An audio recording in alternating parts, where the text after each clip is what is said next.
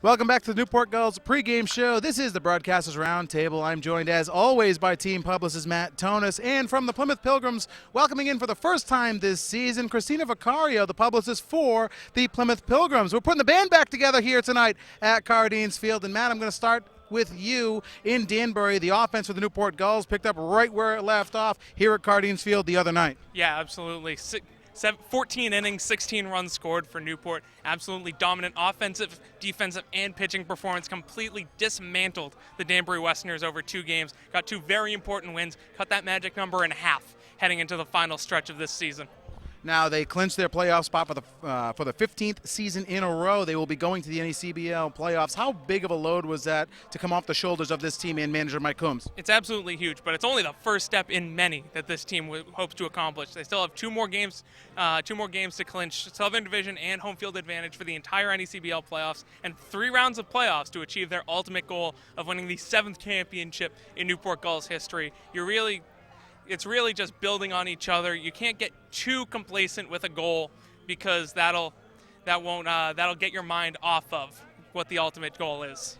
Now, Christina, in Plymouth, this team is still in it. They need a little bit of help to go into the last week of this season, but the Plymouth Pilgrims on the outside looking in, 5th place overall in the Southern Division. They are trying to overtake right now the Ocean State Waves. What is the mindset coming back from Plymouth for the boys here to take a playoff spot? Well, I was talking to manager Greg Zackerson yesterday, and he was saying that they're kind of in a weird place, in a limbo right now, where they have to win all of their games, as well as they're hoping the Waves will lose in order for them to get a playoff berth. But overall, these guys, they're trying to sort out which ones really have their heads in the game and which ones want to go out and fight for it, and which guys are here to finish out the season. That's what Zackerson was saying, is they're just going to play their best guys who are out there to give it their best shot, and hopefully Brent Rooker and Mandy Alvarez, who have been the biggest producers for this team this year, will come up big tonight and be able to give them their best shot against the defending NECBL champions. Now, last year and the year before with Plymouth, this is manager Greg Zackerson's 3rd season in the league. This is kind of a combination between year 1 in 2013, where the team was out of it early, and last year where they were the best team in the NECBL. How is manager Greg Zackerson working the lineup and the pitching staff going into this final week, where it is basically a must-win game to game for this Plymouth Pilgrims team? Well, they've been shuffling the lineup around a lot, and it seems it's best when Brent Rooker is right fielder. He was hitting cleanup for a while, and that always works best because he has third baseman Mandy Alvarez right behind him, and he's been in a little bit of a slump lately, not so much as not being able to get a hit, because he's Brent Rooker and he's great, but he also he hasn't been able to be as clutch as he was earlier in the season, and so Mandy Alvarez, having him in the 5-hole right behind him, it gives the Pilgrims another chance when they have men on to score. So I think that's the biggest part, is that getting the middle of the lineup to produce. Other than that, the bullpen's been a lot better lately, and Zackerson was saying that he's just going to go with Plan, who was a temp, but now he's going to be maybe starting tonight, and so we'll see what he can do. Now, before we go into tonight's game, Matt, the biggest development coming out of Danbury, aside from the 2 big wins for the Newport Gulls, was the injury to Shea Donlin. Donlin injured his finger. Can you tell us a little bit more about that? Yeah, he had a couple stitches, went to the hospital, but after the game he said he was feeling okay. I haven't talked to him yet today, but it doesn't seem to be a lasting injury. Hopefully it doesn't affect how he's swinging the bat, because he's hitting over 340 this season right now. But right now, it's not imperative to have him in the lineup, because you're only 2 wins away from clinching the first seed in the NECBL. So I think the Gulls might keep him out as long as they need to, and have him as fresh as possible for the postseason run.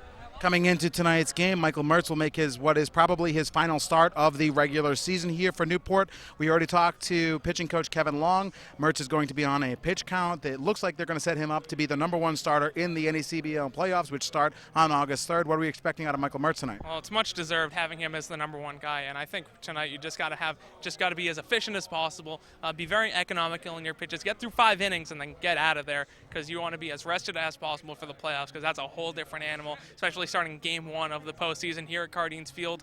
It's going to be a big game for him. So right now you just got to be economical, get through a Pilgrims lineup that hasn't been hitting great lately, try to get through 5 or 6 innings and get the heck out of there, and rest up a week for game 1 on Monday. Now, Christina, for the Plymouth Pilgrims, it's Kevin Plant, who was, as you said, a temporary player, was only going to be here for a couple of games, and manager Greg Zaxton liked what he saw and made him a full-time player. Yeah, he was a big surprise for the Plymouth Pilgrims. He's been pitching great out of the bullpen, and he's been even throwing some shutdown innings, especially in the games where we went into extras 2 in a row. He was great coming in for them, and so we'll see if he can be as efficient tonight against the Newport Gulls.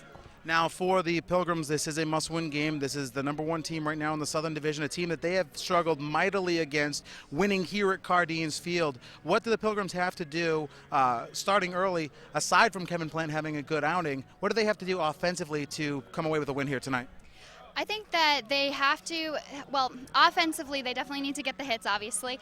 I think the leadoff man has to be a better producer because that's been a struggle these past couple of games. I think hopefully Rooker will get hot again tonight. Both when Rooker and Alvarez are hot, then it seems to like spur the entire lineup and everybody gets hot. So hopefully that will be there tonight. Defensively, I think that we just need to give up less errors because we started the game with 2 errors against Danbury.